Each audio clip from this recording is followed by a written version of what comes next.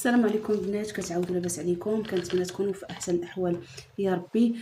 بما اننا يعني كما تنقولوا في الليالي في البرد، بغيت نشارك معكم وصفه زوينه ديال الكحبه العاديه والكحبه ديال الحساسيه. كيف كتعرفوا الكحبه ديال الحساسيه يعني اللي كتكون فيه الحساسيه ديال البرد، الا ضربوا البرد ما تيبراوش دغيا وتيبقى يكحبوا بزاف. هاد الوصفه هذه صراحه زوينه وكتمشى ليا، وحاليا يعني دايرها في الكومون الماجي كيف كتشوفوا. كومون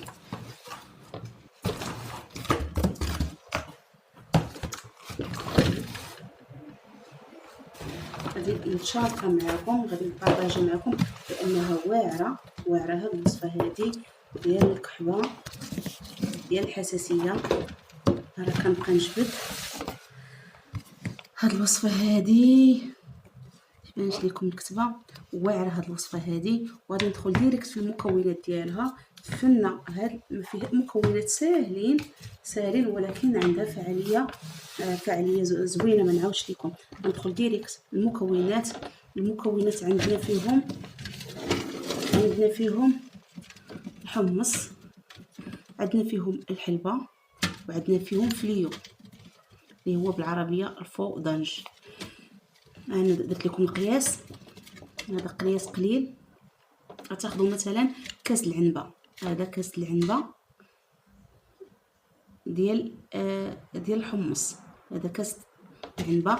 وغادي ناخذوا القياس ديال الحلبه، هذا القياس هذا كاس داتاي ديال كاس معامر، وكاس عامر مقوبب ديال فليو. غادي نطحنوهم. فاش كنطحنوهم غادي نقرب لكم. الحمص راه غني على التعريف معروف، الحلبه حتى هي، وفليو نقرب لكم.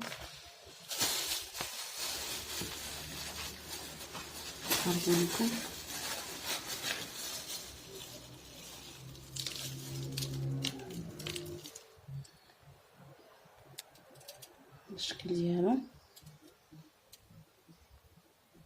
هذا هو فليو. قلت في الكاس ما غيبانش لكم مزيان. المهم فليو هو اللي ما عرفوش، اما الحلبه راه معروفه. نكبر الصوره.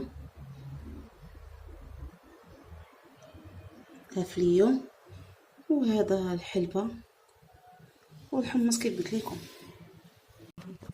دوزو الطريقه ديال الاستعمال. بعدنا طحنا هاد المكونات هذه، غادي يولوا على هذا الشكل هذا.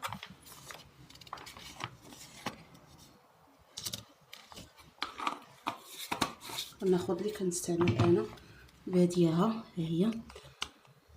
كناخذ معلقه بحال هكا مع مراش، واللي قدرتوا عليه بالنسبه ضروري للدراري الصغار، يعني هاد المعلقه كافيه، عفوا هاد نص معلقه كافيه. الكبار تقدروا تاكلوا معلقه واحده.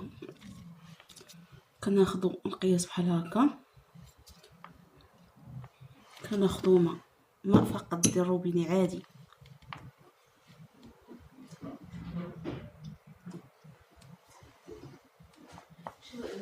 وكنتبعوا الماء عادي.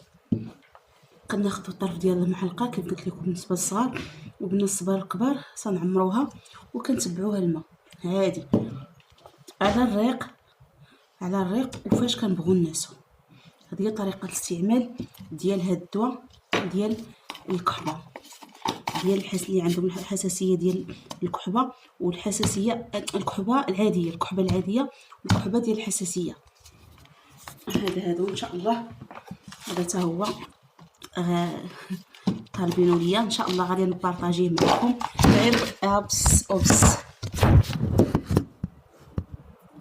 غير بغيت نقول لكم دابا باقي داك الملون الصفر وقيلا خرج، ما كنظنش بقى. المهم الا كان كتجمعوه اللب ديال الملونه الصفراء، كتاخذوا اللب ديالها الوسطاني مع الزريعه وكتيبسوه زوين، كيصفي الوجه. انا قلتها لكم باش الا كان جمعوه وتيبسوه، لانه كياخذ وقت في هذا البرد هذا. وهذه خلاصه فايت لي جربتها معكم ديال بومزوي. قلت لي جربتها معاكم يعني عاودوا طلبوها ليا. ها هي واعره. دابا هذه في القناه الاولى، هذه كنت رميت الفيديو في القناه الاولى. هاد الخلطه ديال بومزوين ان شاء الله نعاود نبارطاجيها معكم في القناه الثانيه.